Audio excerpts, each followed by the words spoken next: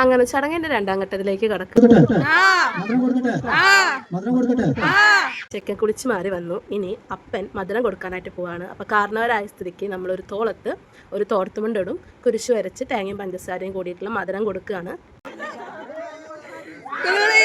ഇത് കഴിഞ്ഞ് ചെക്കനെ വെള്ളം കൂടി കൊടുത്തിട്ട് ആ മധുരം, ചെക്കനെ കൊടുത്ത ആ മധുരം നമ്മൾ സദസ്സിലുള്ള എല്ലാവർക്കും കൊണ്ടുവന്ന് തരും. അതിന്റെ ഒരു ഭാഗമാക്കുന്നു. ആ മധുരത്തിൽ നമ്മൾ പങ്കുചേരുന്നു. അതായത് വിളക്കത്ത് വെക്കുന്ന പരിപാടിയാണ്. ബന്ധക്കാരോ സ്വന്തക്കാരോ സുഹൃത്തുക്കളോ ആർക്കാണെങ്കിൽ വേണമെങ്കിൽ ഗോൾഡും കാര്യങ്ങളൊക്കെ കൊടുക്കാൻ പറ്റും. എന്ത് സമ്മാനങ്ങളായാലും നമുക്ക് കൊടുക്കാൻ പറ്റും. ഈ സമയത്ത് ഞങ്ങളുടെ ഷാജേട്ടനെ, അതായത് ഇവരുടെ അച്ചാച്ചനെ ശരിക്കും മിസ് ചെയ്തു. എല്ലാവർക്കും ഭയങ്കര ഇമോഷണലായി. എന്താ പറയുക, അത് പറഞ്ഞറിയിക്കാൻ പറ്റാത്തൊരു സങ്കടമായിരുന്നു.